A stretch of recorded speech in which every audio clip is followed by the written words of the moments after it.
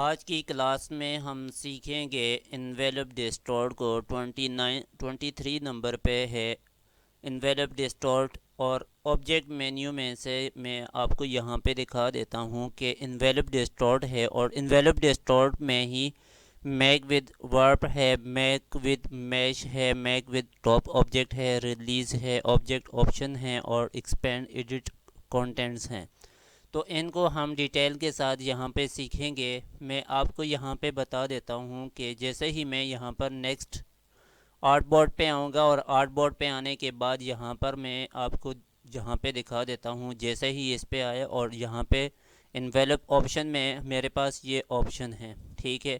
इसके कोई सब मेन्यू नहीं है इसमें, जस्ट इसका डायलॉग बॉक्स के अंदर हम इसकी सेटिंग करेंगे।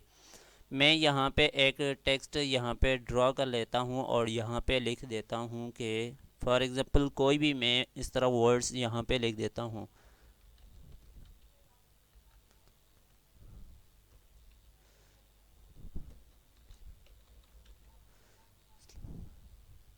अब मैंने यहाँ पे एक वर्ड लिख दिया, इस्लामाबाद पाकिस्तान।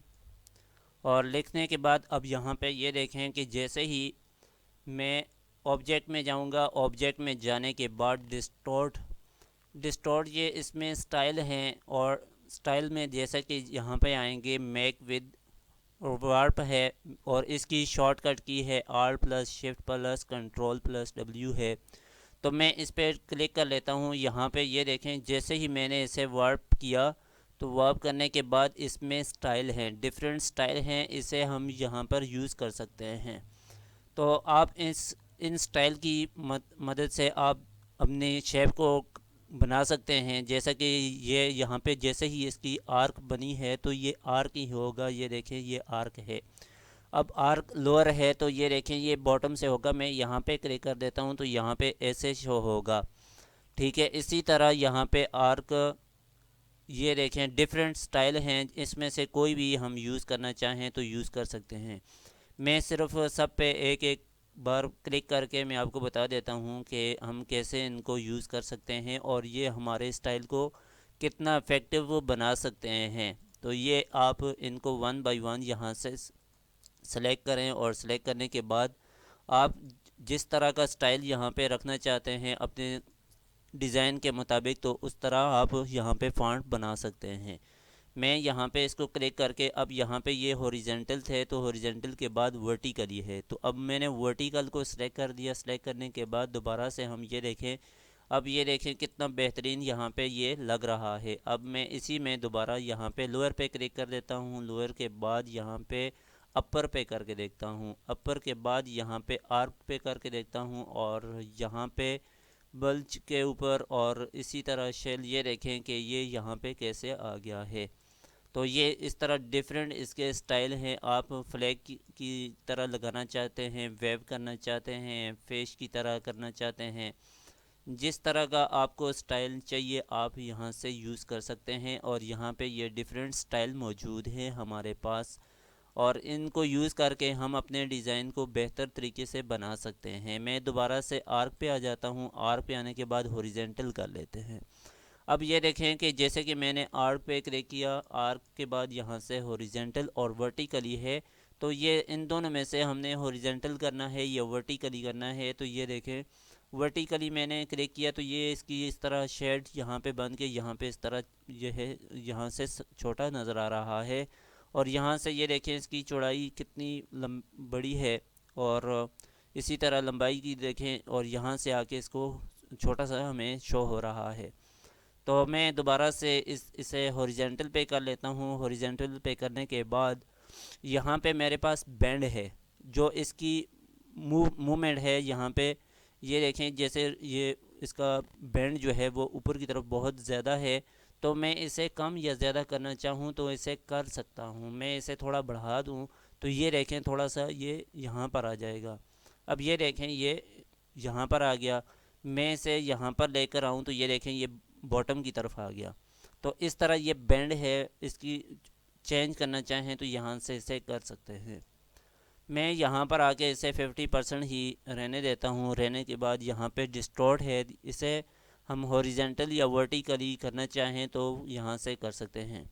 ये देखें, ये यहाँ पे, यहाँ से ये छोटा होगा और यहाँ से ये बड़ा होता जाएगा। अब मैं इस तरफ लेकर आऊँ तो ये देखें, यहाँ से छोटा होगा और यहाँ से ये बड़ा होगा।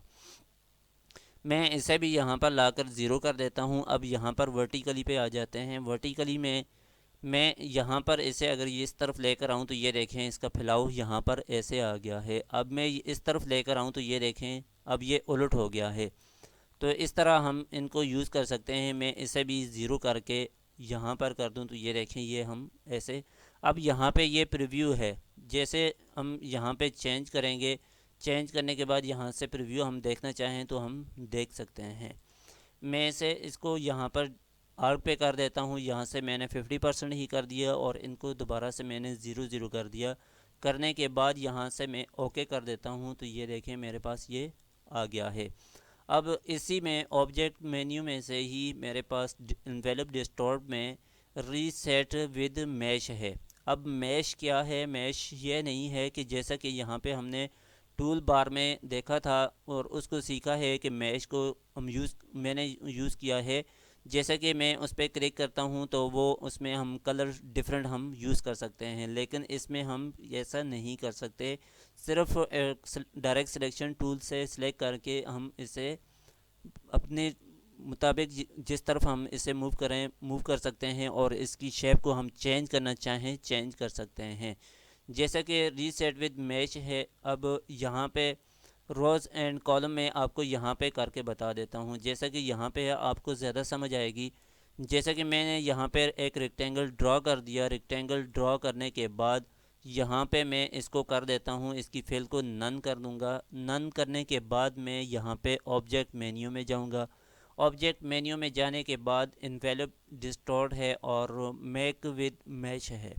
मैं इस पर क्लिक कर लेता हूँ। क्लिक करने के बाद ये देखें कि इन्वेलप मैश आ गया और मैश में मेरे पास रोज़ कॉलम है और प्रीव्यू है। अब यहाँ पे रोज़ मेरे पास 4 हैं और कॉलम भी मेरे पास 4 हैं। अब मैं इसका प्रीव्यू देखना चाहता हूँ कि क्या ये वाकई 4 और कॉलम और रोज़ 4 हैं या नहीं हैं। यहाँ पे मैं प्रीव्यू पे क्लिक करूँगा तो ये देखें कि रोज़ एंड कॉलम 4 ही हैं। तो यहाँ पर रोज़ एंड कॉलम 4 आगे मैं इसको ओके कर देता हूँ। ओके करने के बाद ये देखें कि अगर मैं यहाँ से इसको यहाँ पे जैसा कि मेरे पास सिलेक्शन है, सिलेक्शन टूल सेलेक्ट है, तो मैं इसको यहाँ से अगर ऊपर की तरफ मूव करना चाहूँ तो ये ऐसे पूरे के पूरा बॉक्स मेरे पास मूव हो रहा है। अब मैं यहाँ पे डायरेक्ट सिलेक्शन टूल पे आऊँगा। टूल पे क्लिक करने के बाद यहाँ पे ये देखें, मेरे पास जो छोटे छोटे डॉट बने हैं मैं इनको ऐसे सिलेक्ट करूँगा। सिलेक्ट करने के बाद ये देखें, यहाँ पर भी डॉट आ गए और यहाँ पे भी और यहाँ पर भी। अब ये जो सेंटर में है मैं इसे सिलेक्ट करके यहाँ से ऊपर की तरफ ये कर दूँ। अब यहाँ पे मैं इसे अगर बॉटम की तरफ करना चाहूँ तो यहाँ से सिलेक्ट करके मैं इसे बॉटम की तरफ सिलेक्ट कर लेता हूँ।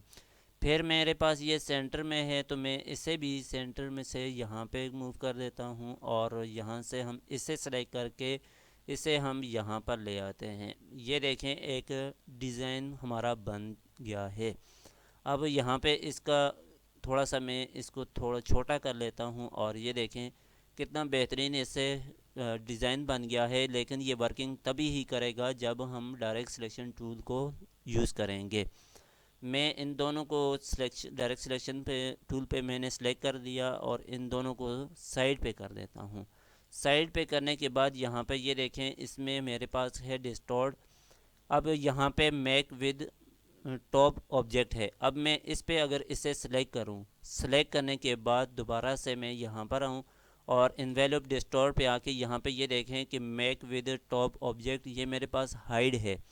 अब ये तभी होगा जब मेरे पास दो ऑब्जेक्ट होंगे। मेरे पास जैसा कि ये एक ऑब्जेक्ट ये है और मैं इसको भी इसकी जो फिल है इसे नन कर देता हूँ। नन करने के बाद मैं आपको यहाँ पे एक न्यू ड्रा करने के से पहले यहाँ पर बता देता हूँ। अगर मैं वहाँ से एक नया ऑब्जेक्ट ड्रा करके वहाँ पे उसको बनाऊँ या इसकी मैं डुप्लिकेट कॉपी बना के इस पर आपको दिखा दूँ, मैं इन दोनों को सिलेक्ट कर दूंगा। सिलेक्ट करने के बाद दोबारा से ऑब्जेक्ट में जाएंगे। ऑब्जेक्ट में जाने के बाद इन्वेलप डिस्टॉर्ट है। अब मैं मेक विद टॉप ऑब्जेक्ट को सिलेक्ट करूंगा तो ये दोनों आपस में मर्ज हो जाएंगे। मैं इन दोनों को सिलेक्ट करके और इस पे मेक विद टॉप ऑब्जेक्ट पे सिलेक्ट करूँ तो ये देखें ये एक शेप बन गई, लेकिन शेप भी चेंज हो गई है। तो ये दोनों एक हो गए हैं। अब मैं इसे दोबारा सेलेक्ट करके यहाँ पे ऑब्जेक्ट में आने के बाद इन्वेलप डिस्टॉर्ट पे क्लिक करूँ और यहाँ से रिलीज़ को सिलेक्ट करके ओके कर दूँ तो ये देखें मैंने रिलीज़ कर दिया। अब इसमें ये कलर भी आ गया है। तो ये देखें ये सेपरेट हो गया है और ये सेपरेट है। अब ये देखें ये टू डिफरेंट शेप मेरे पास आ गई हैं। अब यहाँ पे ऑब्जेक्ट में आकर यहाँ पे इन्वेलप डिस्टॉर्ट है और इन्वेलप ऑप्शन है, तो मैं इस पे क्लिक कर देता हूँ। क्लिक करने के बाद इसे हम जूम कर देते हैं। जूम करने के बाद थोड़ा सा मैं आपको दिखा देता हूँ। मैंने इसे जूम करके ये देखें इसे मैंने सेलेक्ट कर दिया। सेलेक्ट करने के बाद इसे जूम करके मैं आपको दिखाऊं। जैसे कि यहाँ पे ऑब्जेक्ट में आएंगे, ऑब्जेक्ट में आने के बाद यहाँ पे इन्वेलप डिस्टॉर्ट है और इन्वेलप ऑप्शन पे आएंगे और यहाँ पर ये इन्वेलप ऑप्शन मेरे पास आ गया है। अब मैं इसे यहाँ पर रख देता हूँ ताकि मैं आपको यहाँ पे दिखा सकूँ कि इस पे इफ़ेक्ट क्या पड़ेगा। अब यहाँ पर जैसे ही मैंने इसको क्लिक किया तो इन्वेलप ऑप्शन मेरे पास आ गए। एंटी एलियास यहाँ पे इसका चेक मार्क लगा होना चाहिए और क्लिपिंग मास्क है और ट्रांसपेरेंसी है। इनको चेंज करना चाहें तो आप चेंज कर सकते हैं इस पर। अब यहाँ पे फिडेलिटी है तो यहाँ से सिर्फ इसमें थोड़ा सा चेंजेस आएंगी, लेकिन इतनी ख़ास चेंजेस नहीं आएंगी। अब यहाँ पे 50 है तो मैं इसे थोड़ा सा इंक्रीज़ कर देता हूँ। तो ये देखें अब मैं यहाँ से प्रीव्यू करके आपको बता दूँ, ये यहाँ से थोड़ा सा इसका चेंजिंग ऊपर से इस तरह चेंज हो रहा है, लेकिन इतना ख़ास इसमें चेंजेस नहीं आ रही। मैं इसे तो इसको कम करके यहाँ पे बताऊँ तो ये देखें इसी के ऊपर इफेक्ट आर शो होता है, लेकिन इतना खास पता नहीं चलता जो कि यहाँ पे अप्लाई हम जैसे हम अप्लाई करते हैं तो इतना खास हमें शो नहीं होता। तो मैं इसे यहाँ पे आकर इसे 50% ही कर देता हूँ। अब यहाँ पे डिस्टॉर्ट लीनियर ग्रेडियंट है। अगर कोई ग्रेडियंट यूज़ किया है तो इस पे चेक लगाएंगे तो ग्रेडियंट भी हमें इस पे इफ़ेक्ट शो करेगा अगर प्रीव्यू हम करेंगे।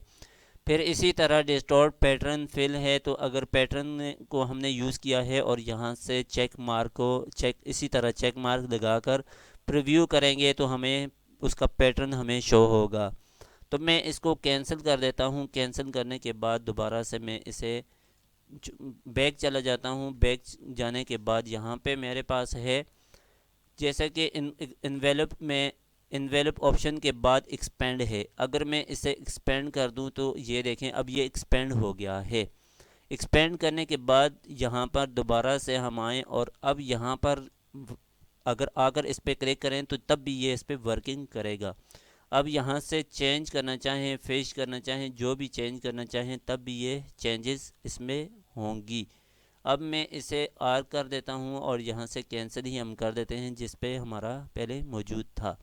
अब इसी में ऑब्जेक्ट में आकर इन्वेलप डिस्टॉर्ट के बाद अब ये देखें कि ये एक्सपेंड हो गया है। अब इस पे ये डिस्टॉर्ट नहीं होगा, इस पे एडिटिंग वगैरह नहीं होगी। अब मैं दोबारा एक और यहाँ पे टेक्स्ट यहाँ पे यूज़ कर देता हूँ। जैसा कि मैं इसको डमी जो टेक्स्ट है इसे यहाँ पर ले आता हूँ। लाने के बाद इसका साइज़ हम इंक्रीज़ कर देंगे। जैसे ही साइज़ इसका इंक्रीज़ किया तो यहाँ पर ये आ गया है। अब मैं इस पर इफ़ेक्ट लगाने के बाद जैसे कि मैं यहाँ पर लगा देता हूँ, यहाँ से मैं चेंज कर देता हूँ, बिलो पे कर देता हूँ। करने के बाद मैं इसको ओके कर दूँ। ओके करने के बाद ऑब्जेक्ट में आकर दोबारा से इन्वेलप डिस्टॉर्ट पे आएंगे। अब एडिट कंटेंट है। अब एडिट कंटेंट के बाद जैसे ही मैंने इस पर क्लिक किया अब इस पर हम चेंजेस करना चाहें तो कर सकते हैं। और इसी के रिलेटेड यहाँ पे ये देखें कि एडिट कंटेंट्स मेरे पास यहाँ पर आ गया है और एडिट एनवेलप ये है तो हम इसमें चेंजेस करना चाहें तो हम चेंज कर सकते हैं। तो ये था ऑब्जेक्ट मेन्यू और ऑब्जेक्ट मेन्यू में मेरे पास इन्वेलप डिस्टॉर्ट और इसके यहाँ पर सब मेन्यू थे जो कि मैंने one by one step by step आपको करके दिखा दिए हैं और आपने भी इसी तरह इस पे वर्किंग करनी है और इस पे प्रैक्टिस करनी है। और इसके बाद हम नेक्स्ट स्टार्ट करेंगे पर्सपेक्टिव और बाकी इस तरह जो नेक्स्ट हैं हमारे पास मेन्यू, इनको हम डिटेल के साथ सीखेंगे। तो आज के लिए इतना ही काफ़ी है। मिलते हैं नेक्स्ट क्लास में। और ये आज यहाँ पे कंप्लीट हो गया है, नेक्स्ट क्लास में हम देखते हैं।